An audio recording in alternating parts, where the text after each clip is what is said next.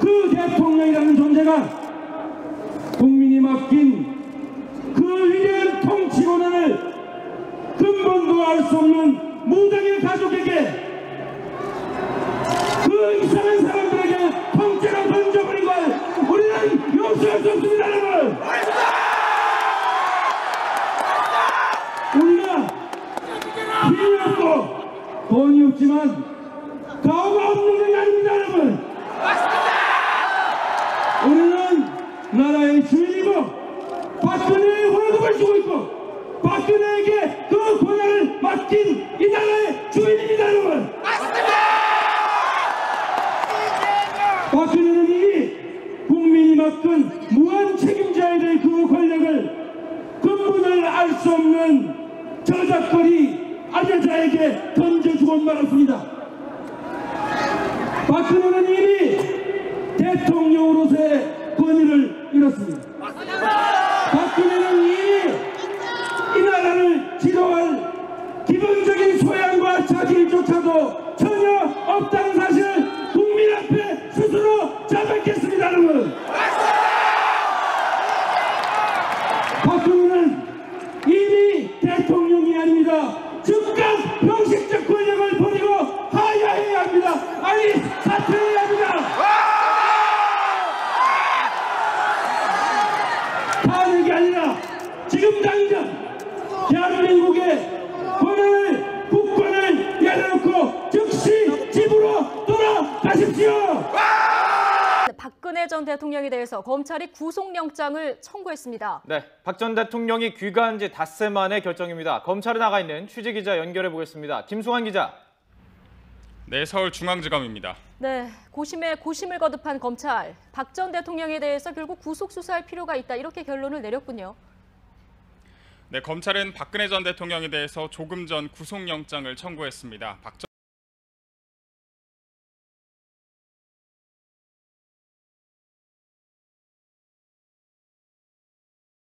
아니 그런데 시장님이 할 수 있는 게 페이스북 혼자 쓰는 건 아니잖아요.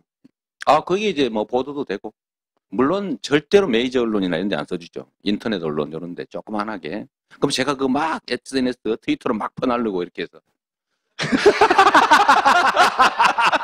아, 너무 적나라하게 버려요.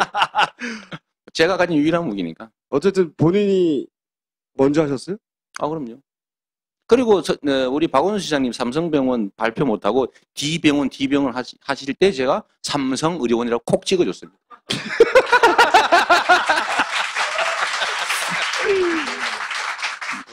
저도 꽤 용기 내서 한 거예요. 왜냐면 D병원이라고 다 부르잖아요. D병원이 뭐예요 도대체? 삼성인 줄 다 알 때도 더러운 병원이냐? 아, 이거 청순이 보니까 막 말이 막 나와요. 내용을 이제 제가 어느 날 문화일보하고 사이가 좀 안 좋잖아요. 전에도 뭐 자주 이제 뭐 고인지 아닌지 모르겠지만 오보를 해서 뭐 산후조리원 하는데 1년에 300억 든다고. 분명히 내가 4년 동안 300억 든다고 써놨거든요. 네. 근데 매년 300억 든다고 써가지고 또 공짜 시리즈인가 뭐 이렇게 쓰고 그래요. 그래서 제가 화가 났죠. 그래서 제가 트위터하고 페이스북에 제가 가진 게 그밖에 없으니까 요만한 칼 넣어가지고 이렇게. 그래서 이거를 카타라고 하죠. 카타. 그렇죠. 남들은 막 청룡원을 또 들고 다니는데 우리 네. 청수님은 뭐 패도 정도는 되는 거죠. 저는 막 요만한 거. 딴지일보가 패도 정도 된다고 보고 저희는 요만한 카톡. 근데 이걸 가지고 제가 대신 자주 쓰시잖아요. 자주. 엄청 칼이 작으니까 막. 그럼요, 말 맞추고. 네. 그랬더니 그쪽에 반응이 좀 있었어요. 그래가지고 뭐 저희가 언론 중재도 내고 그랬더니 연락이 왔더라고요. 정정 보도 안 하고 그냥 반론 보도하면 안 되겠냐고 전화 왔길래 제가 쿨하게 그랬죠. 됐다고 막 그냥 치화해 줄게. 딱 끝냈어요. 조금 미안한 기색을 보이길래 그래서 술 한잔 했어요. 제가 또 쓴 거예요 이번에. 같은 기자는 아니죠. 같은 기자죠. 같은 기자가 네. 같은 기자의 같은 이제 데스크 라인. 그래서 정정하고 사과해라. 안 하면 메르스 괴담 신고센터에 신고했거든요. 고소 안 하고. 그러니까 굉장히 괴담 신고센터에 신고를 했. 그 다음에 괴담일보라고 제가 칼로. 그 사진에 보니까 손만 나왔던데. 그렇죠. 그거 누구 손입니까? 그 공무원 손이에요. 법적인 해결을 보려고 하신 건 아니네요. 아니 이제 오늘 이제 또 정정보도 청구 소송 내놨죠. 아, 소송하셨고. 계속합니다 제가. 그 칼을 많이 주시죠. 예. 제가 끝장을 봅니다 끝장을. 비록 작지만 행위에는 책임이 따른다. 왜냐하면 정말 아주 사소한 거긴 하지만요. 뭔가 일을 저지르면 책임을 져야 됩니다. 그리고 나쁜 짓 하면 혼난다. 그리고 이게 길게 보면 정말로 뿌린 대로 거두는 사회 있잖아요. 그런 사회 돼야죠. 그런 사회가 훌륭한 사회죠. 저는 그래서 새로운 길로 가려고 하는 거죠. 여의도에 제가 아는 국회의원, 지역위원장, 우리 편 많이 만드는 일, 제가 거기에서 1등 할 수 있겠습니까? 전혀 불가능하죠. 그래서 저는 조직이 아니라 네트워크로 간다. 국민들의 네트워크로. 두 번째는 세력, 정치 세력이 아니라 메시지로 간다. 우리가 뭘 주장하고 뭘 할 수 있는지를 알려주고 공감을 얻는 과정을. 근데 이 메시지의 핵심이 뭐냐면요. 제가 이 싱크탱크하고 관계된 얘기인데 우리가 분명하게 한번 얘기를 하면요. 우리가 방법이 없어 못했어요? 좋은 정책안이 없어가지고 못했어요? 세고 셌어요. 제가 그렇게 얘기하잖아요. 정책은 박근혜 거 뺏기면 된다고. 다 뺏겨놨어요, 좋은 거는. 왜? 지킬 의사가 없었기 때문에. 그거 뺏기면 돼, 그냥. 문제는 그 정책을 과연 행할 수 있을까? 이거는 믿음이거든요? 그러면 이 믿음이 말 잘한다고 믿음이 생깁니까? 정치는 다 기본적으로 거짓말이었잖아요. 누구 어떤 대통령이 이렇게 말했어. 선거 때는 무슨 말을 못하나? 어떤 분은 이렇게 말했죠. 지킬 수 없는 공약을 지키려고 하는 건 나쁜 짓이다. 이렇게 말했어요. 그런 공약 왜 하는데 도대체? 이게 정치는 다 거짓말 하는 거. 그러니까 국민들이 안 믿잖아요. 그래서 우리가 정책을 개발하는 것도 중요하지만 실현 가능한 안을 냈을 때 과연 그가 또는 그 집단이 실행할 수 있을까에 대한 증거를 요구합니다. 믿을 수 있냐. 저는 뭐 예를 들면 아주 고관 대작을 지내고 스펙이 화려하고 이런 분들 지금 유명하고 그러니까 지지율 높고 그러잖아요. 나 이거 허상이라고 보는 거예요. 왜냐하면 안기문 말씀하시는 겁니까? 그분도 당연히 들어가죠. 그러니까 어떤 지위와 권한, 높은 지위와 큰 권한을 가졌었다고 하는 게 지금까지는 높은 평가를 받지만 마지막 질문을 한번 던져보자고요. 그 지위와 권한을 가지고 과연 뭘 했습니까? 나는 지위와 권한이 정말로 미천합니다. 조그만합니다. 그러나 나는 그 작은 커터칼 정도의 수준의 작은 권력을 가지고 남들이 예상하지 못한 만큼의 나름 빚갚고 새로운 복지 제시하고 누군가는 농담으로 거짓말로 했던 증세 없는 복지를 진짜 하잖아요. 그 증거를 제가 보여주는 거죠. 제가 공약 이행률 관리를 정말 열심히 하거든요. 제가 첫 임기 끝날 때 공약 이행률이 96%입니다. 제가 혼자 한 게 아니고 매니페스토 본부에서 평가한 거예요. 1등. 지금도 1등입니다. 그러니까 나는 이런 업적이 있다, 뭐 이런. 아니, 증거를 보여주는 거죠. 업적이 아니라, 저 사람은 말을 하면 지키는구나. 네. 그래서 제가 일배를 잡을 때도 끝까지 잡는 거예요. 왜? 믿음을 주기 위해서죠. 말하면 반드시 해, 나는. 걸리면 죽습니다. 절대 중간에 그만두는 거 없어요. 네. 그러니까. 혐의로 구속된 김기춘 전 청와대 비서실장이 구속 후 처음으로 특검에 출석했습니다. 특검은 김 전 실장과 조윤선 전 문체부 장관을 오후 2시부터 불러 조사하고 있다고 밝혔습니다. 구속 전 피의자 신문 당시 입은 정장을 그대로 입고 나타난 김 전 실장은 굳은 표정으로 취재진의 질문에 아무런 말도 하지 않았습니다. 김 전 실장과 같은 호송차를 타고 온 조 전 장관도 입을 굳게 닫은 채 조사실로 향했습니다.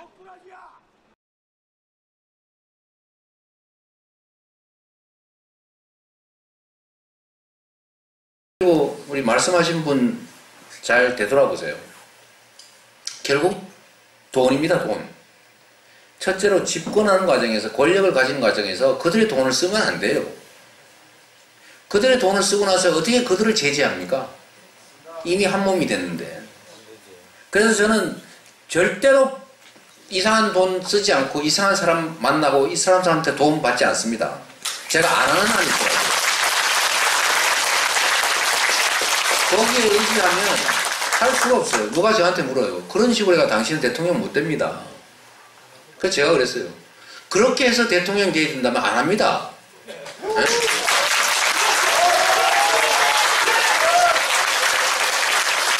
그 기득권자들의 돈으로, 기득권자들의 도움으로 그 지위를 가지면 그 직접 제재해서 억제시켜야 될 그들을 억압할 수 없는데 그러면 결국 지 욕심 차리는 것밖에 더 됩니까? 다음에 제가 취임을 했는데 성남 취임을 했는데요. 새누리당 의석이 2명이 많았어요. 그리고 그 중에 무슨 민노당 의원이 뭘 어쩌게 해가지고 그만두는 바람에 새누리당이 4석이 많아졌습니다. 제가 하는 쪽쪽 다 부결, 다 삭감입니다. 100% 좋은만 다 부결해요. 그런데 어떻게 했을까요, 제가? 시민들하고 같이 싸웠어요. 학부모 정책, 교육 지원 정책은 학부모들하고 싸워서 여의도 쳐들어가고 무슨 기업 유치하는 거 이런 거는 노인회하고 합작해가지고 이거 통과되면 제가 노인회 뭐뭐뭐 해드리겠습니다. 일자리 만들어드리고 취사 도우미 보내드리고 경로당 지원금 50% 올려드립니다. 그래서 아니 그 분당의 노인회 임원들이 새누리당 중앙당사를 쳐들어갔어요. 그래서 부산시장하고 있던 서병수한테 땡깡을 놨어요. 당신 이따로 나오면 우리 분당에서 노인회에서 새누리당 반대 운동을 공식적으로 하겠다. 그러니까 그 자리에서 바로 전화해가지고 새누리당 야 통과시켜. 그래서 나도 모르는 사이에 통과되고 있더라니까. 그러니까 이게 이번에도 보십시오. 새누리당 국회의원들은 절대로 탄핵에 찬성하고 싶지 않았어요. 근데 했어요. 왜? 국민들의 압력이 높으니까. 그날 탄핵 의결하는 날 탄핵 찬성주의율이 78.2%가 그랬습니다. 딱 국회의원 300명 곱하기 78%가 234표예요. 놀랍지 않아요? 이게 바로 국민의힘입니다. 국민의힘에 의지하고 국민을 믿고 국민들하고 같이 하면 사실은 정치 권력들은 정말로 무력해요. 그런 노력을 하지 않기 때문이죠. 대신 품이 많이 듭니다.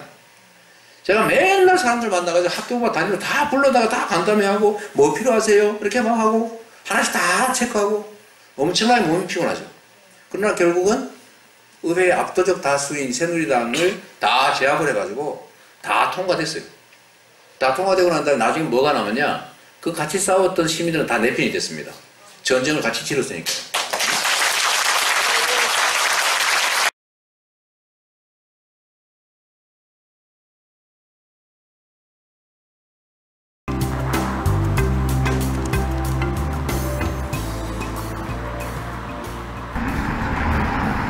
노상에서의 생활이 어느새 5일째로 접어들었다. 밤새 달리는 차가 내뿜는 열기와 소음, 진동까지 잠자리가 불편한 것이 가장 큰 문제다. 점점 체력이 떨어지고 있다는 것을 그의 모습에서 짐작할 수 있다.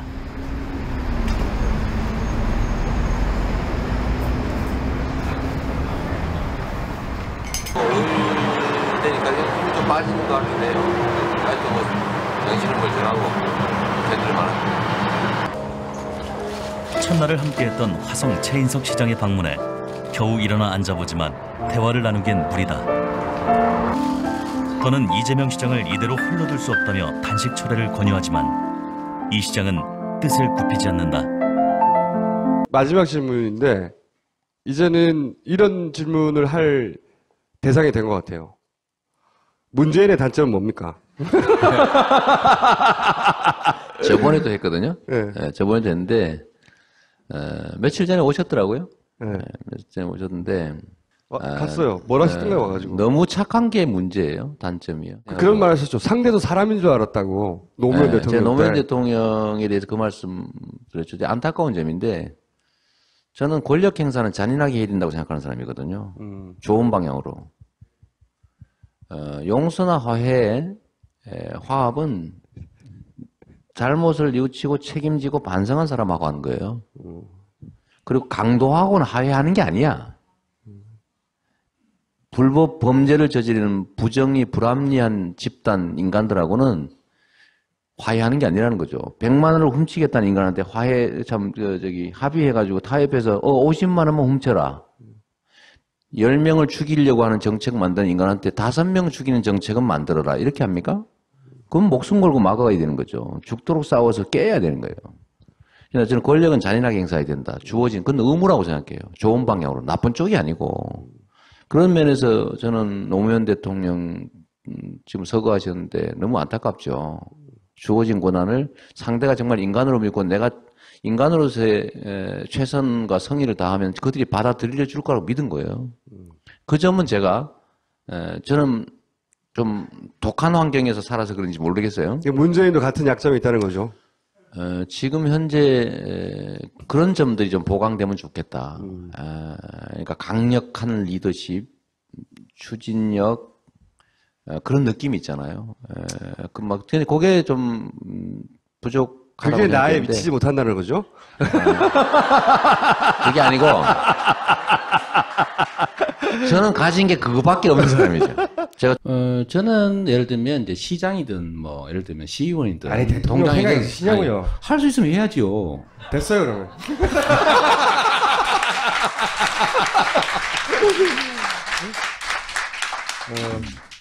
그럴 정도로 성장하신다면 다시 만나요. 아니 대통령 되면은 전국적인 무상 그 산후조리원 하실 겁니까? 산후조리원뿐만이 아니고요. 일단 그 전에 작사를 좀 내야죠. 자 여기까지만 하고.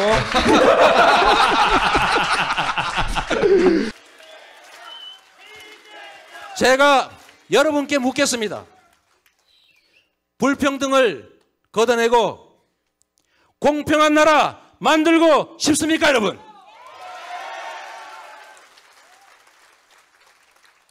반칙과 특권을 없애고 공정한 경쟁이 가능한 나라 만들고 싶습니까, 여러분?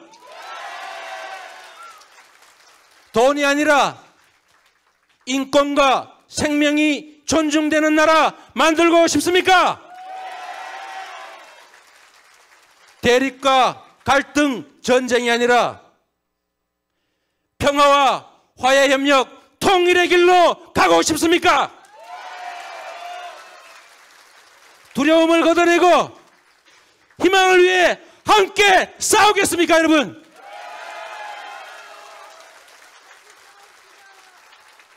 일상 속에서 작은 실천으로 우리의 꿈을 위해서 계속 싸워 주겠습니까?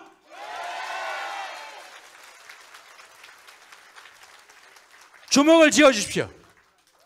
주먹을 쥐고 함께 외쳐봅시다.